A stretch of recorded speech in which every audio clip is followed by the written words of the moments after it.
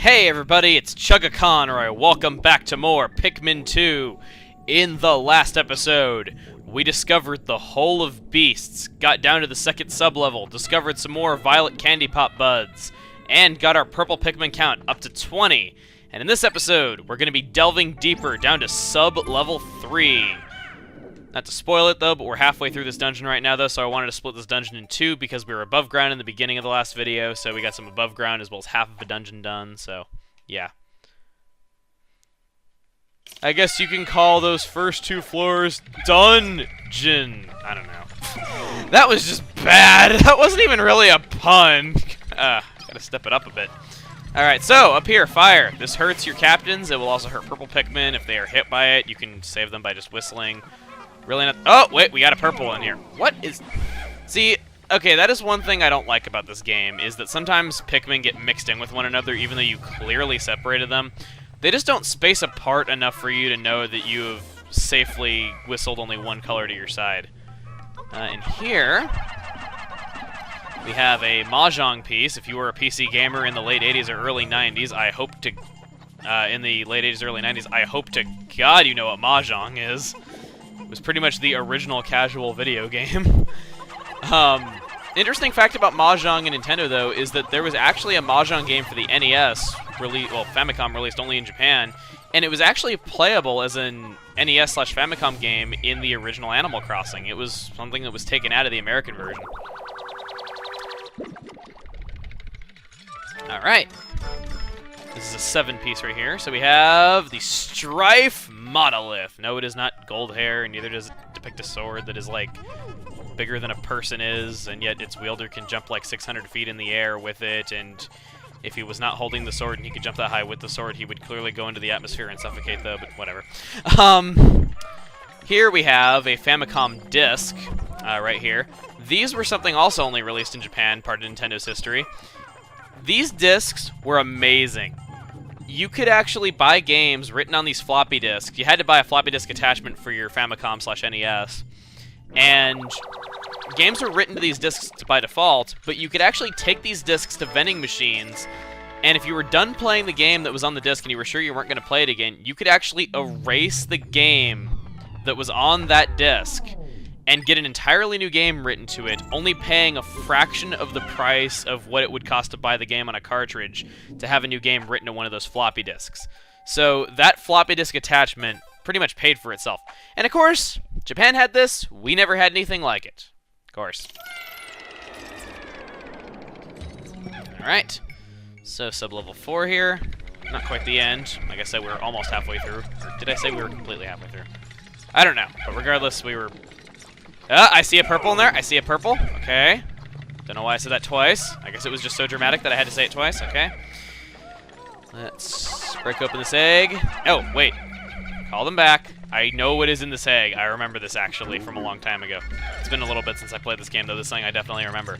What you're going to want to do is get all your purples. Throw them like... Oh, wait. Never mind. I thought there was going to be enemies in this egg, though, but apparently not. If there were those enemies in there, you can get a ton of nectar by just throwing purples at the specific type of enemy that comes out of these things. Like, you can get so much. It's crazy. Alright, so this is mostly a floor filled with fire. Try saying that 5 times fast.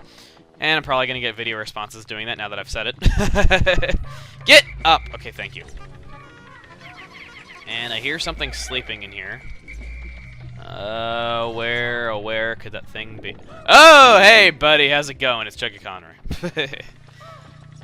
Before we have Olimar rushing ahead, we're probably going to want Louie to take that thing out, just so we don't have to worry about it, because purple Pikmin can just... Well, I'll just say what they do by just ordering the attack. Rape him! And his spotty bomb! And he dropped the treasure. Cool. Let's take care of this right here. Very, very good. Ooh, purple candy pop bud. Alright. So now that we got that out of the way, have our purples carry that back. Olimar, guess we'll take that out. Not like we have to. That right there, believe it or not, that purple trading card, or purple playing card, not trading card, is also part of Nintendo history. Before Nintendo was a video game company, They were actually a card company. They were around since the 1800s, if you can believe that. They originally made a game in Japan called Hanafuda, which I believe was played, I don't know, during feudal Japan? I don't know when it was played, actually. I know it was a part of Japanese history, and Nintendo was really famous for making those cards. As you can see, it says Nintendo on there. They also made playing cards like that later in their time as a business. But Hanafuda was mainly how they made their company thriving before. So they were a game company before video games even existed. Instead, they just made card games. And actually, if you want to try Hanafuda, on Nintendo's website, Nintendo.com or whatever company or whatever country it is, your company. Yeah, countries or companies. You can actually get Hanafuda cards from Club Nintendo if you want to register your Nintendo products, just various Nintendo games that you've bought. And okay, looks like we're not getting any of those. Ah, damn it! Those two purples hogged all the nectar for themselves. Okay, dang it. Really hate how it's like on a time delay thing, and it's not just you get a certain number of Pikmin flowered out of a certain usage though. But okay, now we're done with that. Down we go. Don't worry, I promise not all the items have Nintendo history behind them, just a chunk of them do. Okay.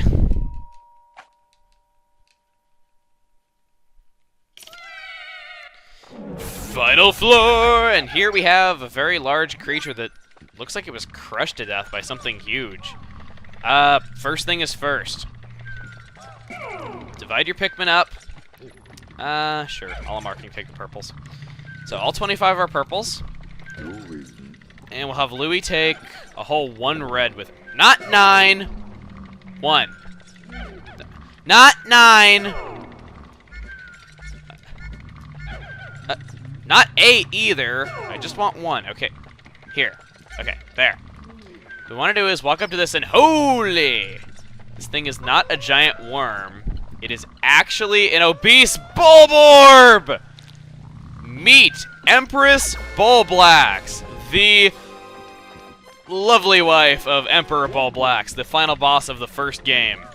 So, to fight Empress Bulblax, you just want to get up close to it, chuck your purples onto her, and then when she starts trying to shake them off, call your purples back immediately. You got to be a bit patient with fighting this one, but patience pays off though, because if you do not, she will crush them most certainly. Okay, and when she does that animation, that means she's going to roll from side to side, and you can see other things that she has crushed with her massive weight. And if you do not call your Pikmin back in time, they are going to chase after her when she's doing that, and yeah, that is just not good for anybody. Let's do that. Not the most exciting boss fight though, but hey, what first boss fight is? Except when the game plays itself for you. In boss fights. Like Kingdom Hearts 2. I'm just kidding. Alright, do that. Good. And with half of her health drained, she's going to do this once again. Hopefully I can keep throwing it onto her upper lip. That's where you want to aim, is on her upper lip, though, because you won't have to throw very far, so you can throw Pikmin in much more rapid succession than normal. Like that. Okay. Very, very good. Very, very good. Okay, and she seems to be doing it one more time. Hopefully we can do this in 4 cycles instead of 5, because I'd like to get this knocked out pretty quick. Alright, yeah, do your rolling, Crush more stuff with your massive rolls of fat. As gross as she really is, I have to say, it looks really good for GameCube standard. Okay, we have a Red who wants to get in on the fun. I guess he can, if he wants. If he so desires, and... Great, we gotta wait for her to do this, all to take off one little tiny chunk of her health. You know what? Just so the Reds get a time to shine in this fight, we're gonna take her out with the Reds. And we don't seem to have any Leaf Pikmin now. Well, would have been better to taunt her by taking her out with Leaf Pikmin. And there she goes. Ew. Carry that back. They're carrying it. It disappears during the cutscene, so they're just all forming hands in a circle. World Pikmin peace. How bizarre! This device must be is emanating a black light. It must have been ingested by that creature. What an absolutely repulsive life form. Our return to Hokate cannot come soon enough. This right here, believe it or not, is also a piece of Nintendo history. In the last floor, we saw the Game & Watch, which was kind of an obvious one, which is the first handheld game system that Nintendo made. This here is the first handheld electronic device that Nintendo made. Basically, it's self-explanatory. It's just you have two people, like, touch the knobs and the buttons on it, and it tests your compatibility. It's just for fun, really. If you want to try it out, it's actually in WarioWare Twisted. And why is that purple there just sliding around? Prototype detector. So yeah, WarioWare Twisted actually has this as a feature in it that you can try this out. This contraption seems to react when it approaches treasure. So the love tester reacts to treasure. Guess that means it moves the needle whenever you got a real hottie. No, I'm kidding. I'm kidding. It will appear on your monitor. The needle will move right as you approach treasure. Okay. So, and as soon as we get it, it turns gray because that was the only treasure on this floor. So yeah, ironic. The treasure detector does not get to work because it cannot detect itself. Alright. So, going up to the geyser. Let's finish this.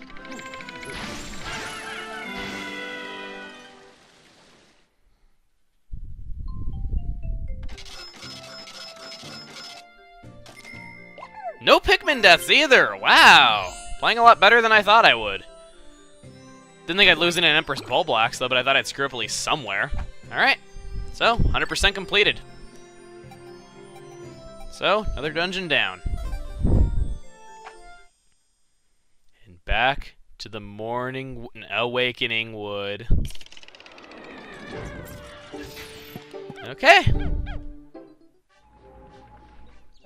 And we have now recovered 20% of the debt. And now that we have defeated our first boss and recovered 20% of the debt, I think we're going to end this off here.